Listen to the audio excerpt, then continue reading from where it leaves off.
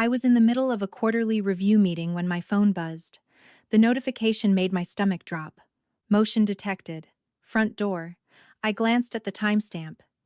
2:47 p.m. on a Tuesday. Nobody should be at my condo right now. "Excuse me for just a moment," I said to my supervisor, stepping out of the boardroom. I pulled up the security camera app. My hands suddenly cold. The feed loaded, and there she was.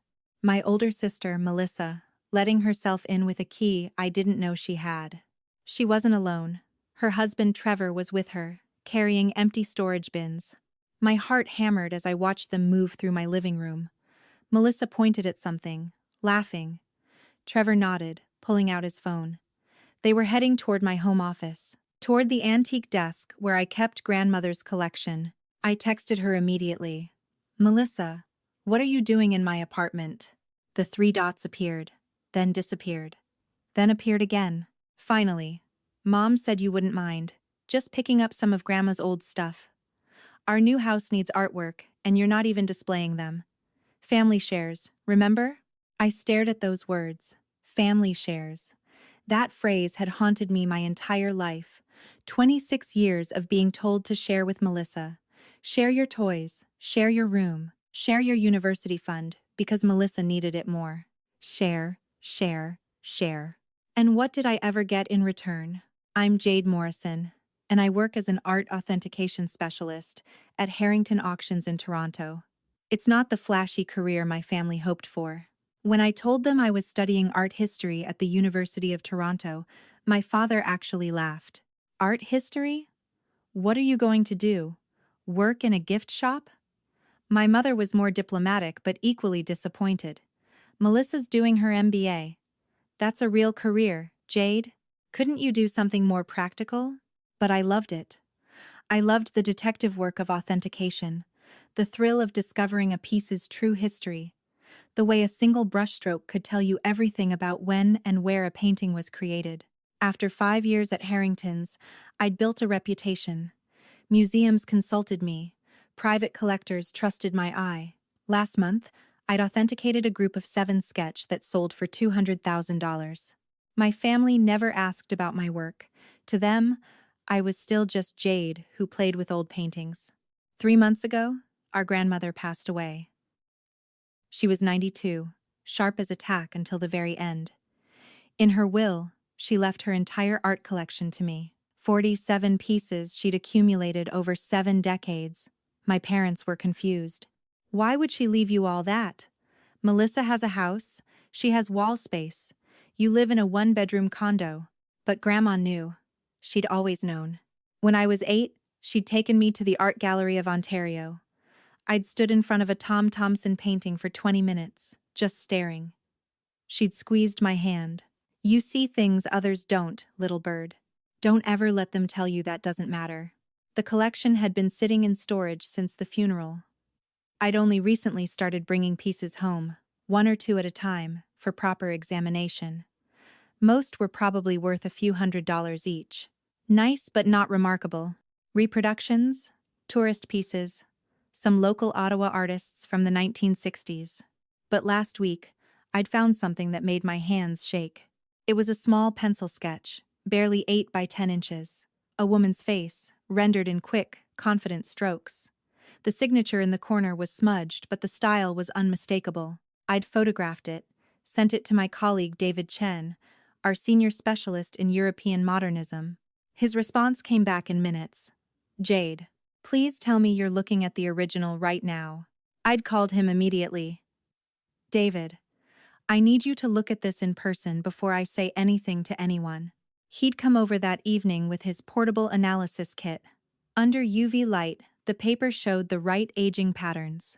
The pencil composition matched documented techniques. The signature, when magnified, showed the characteristic flourish. "I need to run more tests," David had said, carefully repackaging the sketch. "But Jade, if this is what I think it is, we're looking at a preliminary study, probably early 1920s, Barcelona period. This could be worth $750,000, maybe more." A Picasso. My grandmother had owned a Picasso study and probably never knew it. I'd left it in my safe, waiting for David to arrange laboratory authentication. I hadn't told anyone, not even my parents, especially not Melissa. But now, watching the security feed, I saw Melissa holding that exact sketch. "Is this the one?" she asked Trevor, holding it up to her phone screen. She was comparing it to something. My blood ran cold as I realized what. She'd been in my apartment before. She'd photographed my collection. She knew what I had. I called her. She answered on the third ring, her voice bright and innocent. "Hey, Jade. We're just at your place picking up a few things. Put everything back, Melissa. Right now." "Oh, come on. Don't be dramatic. Mom said Grandma would have wanted the whole family to enjoy these. You can't just hoard them in your little apartment. We have a 4-bedroom house in Oakville. We can actually display them properly." Those were left to me. In Grandma's will, specifically to me. "God, you're so selfish." Her voice shifted, that familiar edge creeping in. The tone that always made our parents rush to her defense. "It's just artwork, Jade. It's not like it's worth anything. Trevor and I are trying to make our house a home. We have kids to think about. But sure, you keep your precious paintings locked away where nobody can see them. Very mature." "Melissa, I'm not kidding. Put everything back, lock the door, and leave the key on the counter. We'll talk about this later." She hung up. I watched the feed as they loaded 17 pieces into storage bins. 17 pieces from my collection, including the Picasso sketch. They were laughing as they carried them out. I couldn't focus for the rest of the meeting. My supervisor noticed. "Everything okay, Morrison?" "Family emergency," I managed. "I need to leave early." By the time I got home, my office was ransacked. The drawers of Grandmother's desk hung open. Picture frames lay empty on the floor. Even the appraisal documents I'd been compiling were gone. On my desk, Melissa had left a note in her looping handwriting. "Thanks for the artwork. The living room was looking so bare. Don't worry, I'll take good care of them. After all, family is forever. Love, Mel." I stood there, shaking with rage. This wasn't borrowing, this was theft. But I knew exactly what would happen if I confronted her through the family. My mother would sigh and say, "Just let her borrow them, Jade. Why are you being so difficult?" My father would remind me that Melissa had children, that she needed things more than I did, that family helps family. I called David instead. "She did what?" His voice went sharp with professional alarm. "Jade, that sketch hasn't been fully authenticated yet, but preliminary analysis suggests it's genuine. If she tries to sell it or damage it in any way, we're talking about destruction of cultural heritage, not to mention theft of property worth $750,000. What do I do? Document everything. Timestamps, photos, texts. Then call me back. We need to loop in the legal team." I spent 2 hours photographing my empty office, saving security camera footage, screenshotting text messages. Every piece of evidence I could gather. Then I drove to Oakville. Melissa and Trevor's house was exactly what you'd expect.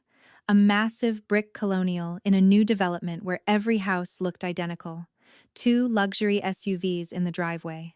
A yard sign announcing the Sutherland family, with little stick figures representing all 4 of them. Picture perfect. I rang the doorbell. Melissa answered, already defensive. "Before you start, Mom knows we're here. She thinks it's a great idea. I want my property back." "Now." "Our property, you mean?" "Grandma's property. And, since you're being so difficult about sharing, we'll just keep them safe at our house where they can actually be appreciated." She moved to close the door. I put my foot in the way. "Melissa, one of those pieces is worth $750,000. You've committed grand theft. Return everything by tomorrow or I'm filing a police report." She actually laughed. "Yeah, right. Grandma's old sketches are worth that." "You're delusional, Jade. This is why nobody takes your job seriously. You live in a fantasy world." Trevor appeared behind her. "Everything okay?" "Jade's having a meltdown because we borrowed some pictures." I looked at Trevor. "Did she tell you she broke into my condo and stole property from a locked room?" His expression flickered. "Mel said she had permission. That Jade's mom said it was fine." "I never gave permission. Neither did my mother. My mother doesn't have authority over my property anyway. I pulled out my phone, showing him the security footage. This is breaking and entering. Theft.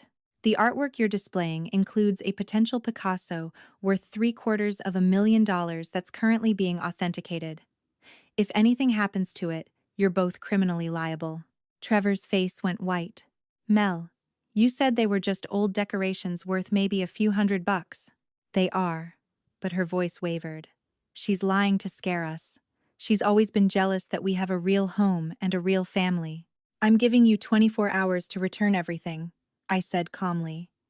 After that, I'm involving law enforcement and my company's legal team. Your choice. I left before she could respond. That night, I got a text from my mother. Jade, your sister is very upset. She was just trying to do something nice for her home. Why are you being so cruel about some old paintings? Can't you just share? I didn't respond. The next morning, David called. The lab results are back. It's authenticated. Genuine Picasso preliminary study for Woman with a Fan, circa 1,923. Current market value estimated at $780,000. There's also a secondary signature on the back that matches documented examples from that period. Jade, this is the find of the decade. It's at my sister's house in Oakville. She stole it yesterday. The silence stretched for 3 seconds. Then, I'm calling our legal department.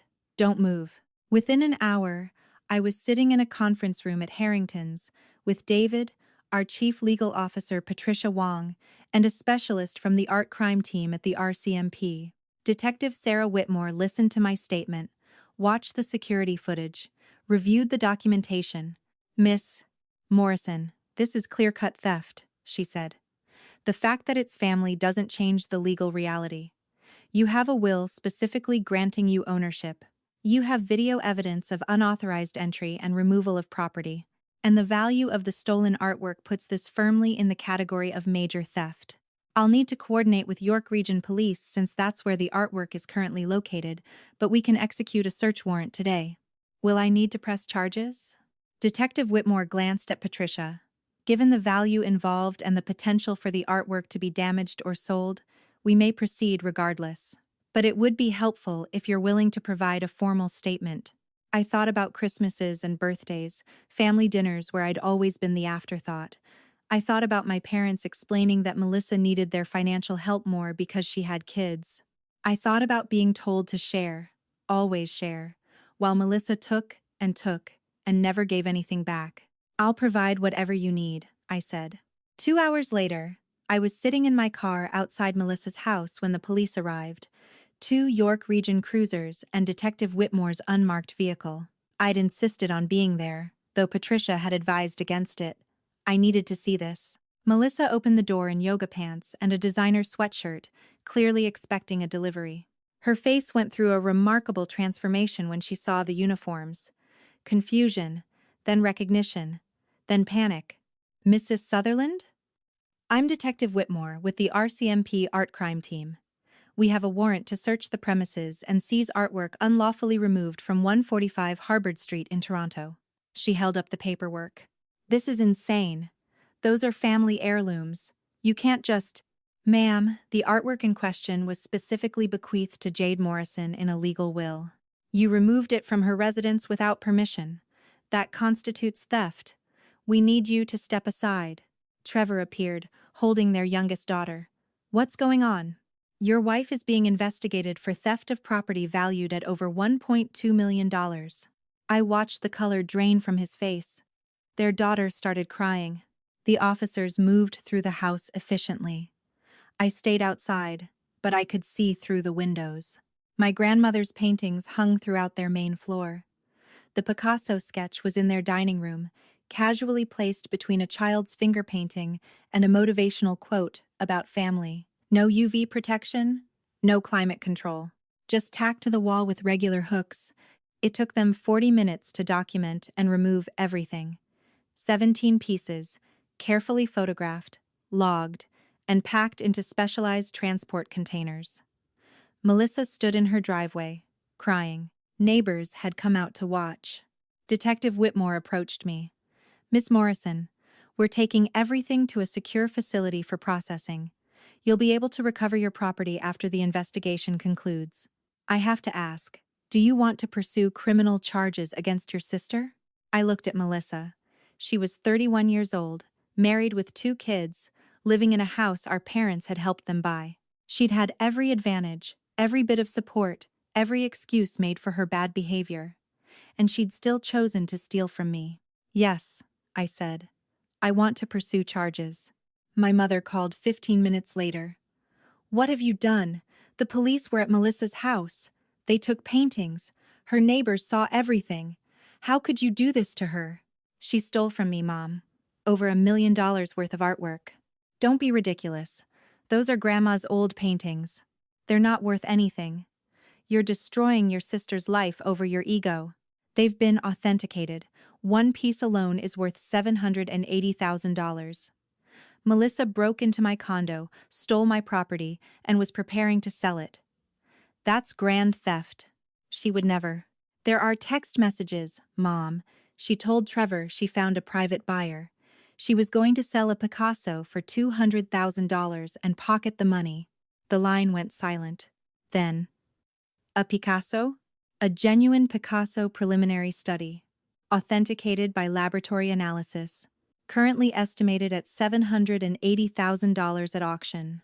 Plus, 16 other pieces worth between $20,000 and $90,000 each. The total collection value is approximately $1.3 million. But Grandma kept them in her attic. Grandma probably didn't know what she had, but that doesn't change the fact that she left them to me, and Melissa stole them. I took a breath. Where did she get the key to my condo? Another long silence. I gave her my emergency key. She said she wanted to surprise you by organizing your office while you were at work. She said you'd been so stressed, and she wanted to help. She lied to you. She used your key to commit a felony. Jade, please. She's your sister. She made a mistake. Can't you just share? The word came out bitter. That's what you were going to say, right? Can't I just share? Like I've shared everything my entire life while she takes whatever she wants? That's not fair. You're right. It's not fair. It's never been fair. But I'm done now, Mom. I'm done sharing. I'm done being the understanding one. I'm done watching Melissa face zero consequences for her actions. I hung up. The next 3 weeks were a blur of legal proceedings. Melissa was charged with break and enter, theft over $5,000, and attempted fraud. Trevor, to his credit, filed for separation immediately.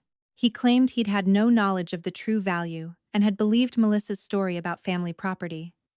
His lawyer produced text messages where he'd questioned her about the paintings and she'd lied to him. My father tried to intervene. He showed up at my office, something he'd never done before. Jade, I need you to drop the charges. Your sister is falling apart. She could go to prison. She committed a crime, Dad. She's family. So am I. I met his eyes. I've been family my whole life. Where was this concern when Melissa took my university fund? When she borrowed my car and returned it with a cracked bumper? When she told everyone at my graduation party that my degree was useless? When have you ever stood up for me? He looked away. Melissa has children to think about. Melissa should have thought about her children before she committed grand theft. I stood up. I have a meeting. Please leave. The legal process moved faster than I expected. Melissa's lawyer pushed for a plea deal. The prosecutor offered 18 months in minimum security, restitution for my legal fees, and 5 years probation. Melissa would also lose her real estate license, which she'd obtained 2 years earlier. The day of her sentencing, I sat in the courtroom and watched her plead guilty. She cried. Her lawyer talked about her young children, her previously clean record, her remorse. The judge listened, then sentenced her to the full 18 months. Mrs. Sutherland, you didn't just steal from your sister, the judge said. You violated her trust, her home, and her security. You manipulated your mother to gain access to property you knew wasn't yours. You lied to your husband. And when confronted, you showed no remorse. You attempted to sell a culturally significant artwork for a fraction of its value, with no regard for proper channels or legal ownership. This court cannot overlook the calculated nature of your actions. Melissa looked at me as they led her away. Not with remorse, with hatred. My parents sat on her side of the courtroom. They didn't look at me. The collection was returned to me 6 weeks later. David had arranged for everything to be professionally cleaned and assessed. The Picasso was sent to the Art Gallery of Ontario on extended loan, displayed with a plaque reading, "On loan from the Morrison collection." The rest of the pieces were appraised, authenticated, and catalogued. Total value: $1.4 million. My grandmother, who'd lived modestly in a small Ottawa apartment, had quietly accumulated an impressive collection of Canadian and European art over 7 decades. I donated most of it to museums across Canada. The Art Gallery of Ontario got 5 pieces, including the Picasso. The National Gallery in Ottawa received 6, including 2 group of 7 sketches worth over $100,000 each. The Montreal Museum of Fine Arts received 3. Local Ontario galleries received the rest. I kept only 1 piece for myself, a small watercolor of a bird in flight, painted by a Nova Scotia artist in 1962. On the back, in my grandmother's handwriting, "For my little bird, who sees the world differently. Don't ever change." Harrington's gave me a significant promotion, Senior Authentication Director, with a corresponding salary increase. I was invited to lecture at the University of Toronto. Museums started consulting me regularly. My career, the one my family had mocked, had become exactly what I'd hoped. My parents tried to reconcile. My mother sent cards. My father called and left voicemails. They wanted to meet for coffee, to talk, to explain. They saw the news articles about the Picasso discovery. They read about my promotions. Suddenly, my career was interesting. Suddenly, I was someone worth paying attention to. I sent them a single text. "I appreciate the outreach, but I need space right now. I'll reach out when I'm ready." I wasn't sure I'd ever be ready. 6 months after Melissa's sentencing, I was installing a new exhibition at the AGO when a young woman approached me. She was maybe 19, dressed in ripped jeans and a vintage band t-shirt. She looked nervous. "Excuse me, are you Jade Morrison?" "I am. I'm Emma Sutherland. I'm Melissa's daughter. Well, stepdaughter. Trevor's daughter from his first marriage." I remembered her from the house, the teenager who'd been scrolling her phone while police removed artwork from the walls. "I wanted to apologize," she said, "for what Melissa did. Trevor, my dad, he explained everything to me. What she stole, what it was worth, how she lied to everyone. I just wanted you to know that not everyone in the family thinks what she did was okay." "Thank you, Emma. That means a lot." She glanced at the Picasso on the wall behind me. "Is that it? The one she tried to steal?" "That's the one. It's beautiful." She stepped closer, studying the sketch. "I've been reading about Picasso's Barcelona period for my art history class. I didn't know your grandmother had this. I didn't know art could be worth so much." "Are you studying art history?" "Starting in September, at U of T.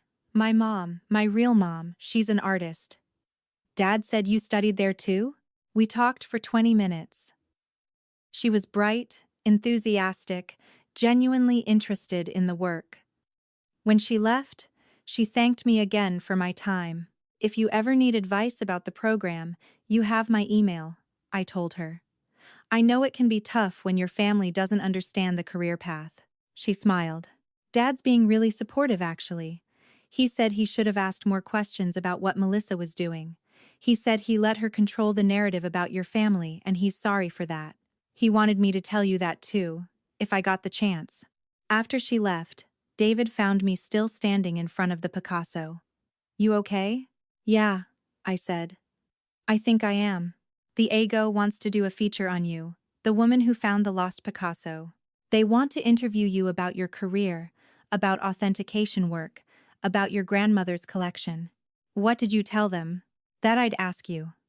"But Jade, this is the kind of publicity that builds careers. Museums, collectors, auction houses, they'll all be paying attention." I thought about my grandmother, taking an 8-year-old to the AGO because she saw something in me that my parents never did. I thought about 5 years of building my expertise, while my family dismissed it as playing with old paintings. I thought about standing my ground, pressing charges, refusing to share when sharing meant enabling theft. Tell them yes, I said. But I want the focus on the work, not the family drama. Of course. The article ran a month later. It was thorough, professional, focused on the authentication process and the importance of art preservation. My family was mentioned only briefly. Miss Morrison discovered the piece among artwork bequeathed to her by her grandmother. I framed a copy and hung it in my office, right next to my grandmother's watercolor of the bird. My mother called after she read it. "Jade, I saw the article. I'm so proud of you." "Thank you. I've been thinking about what you said, about how we treated you differently than Melissa. You were right. We did make excuses for her. We did take you for granted. I'm sorry. I appreciate that, Mom. Could we maybe have coffee sometime? Just talk?" I looked at the watercolor. "Don't ever change." "Maybe. I'll let you know." "Okay. I understand. Take your time." I haven't called her back yet. Maybe I will. Maybe I won't. The thing I've learned is that forgiveness isn't mandatory. Reconciliation isn't required. Some bridges burn because they were built on rotten wood, and sometimes the healthiest thing is to let them burn and build something new somewhere else. I have my work. I have colleagues who respect what I do. I have a reputation I've earned through my expertise, not through family connections or taking shortcuts. I have a grandmother's legacy, preserved in museums, where thousands of people can appreciate it. That's enough. It's more than enough. Because here's what I wish someone had told me earlier. You don't owe anyone access to your life, your success, or your peace, just because you share DNA. Family is supposed to be the people who build you up, who celebrate your achievements, who respect your boundaries. If they can't do that, they're not family, they're just people you happen to be related to. And you're allowed to choose your peace over their comfort every single time. The work is enough. The cases I authenticate. The histories I uncover. The art I help preserve, that's enough. I don't need my parents' approval anymore. I don't need Melissa's understanding. I don't need to be the bigger person, or the forgiving sister, or the one who shares to keep the peace. I just need to be Jade Morrison, the woman who found a Picasso and built a career her grandmother would be proud of. That's the only validation I need.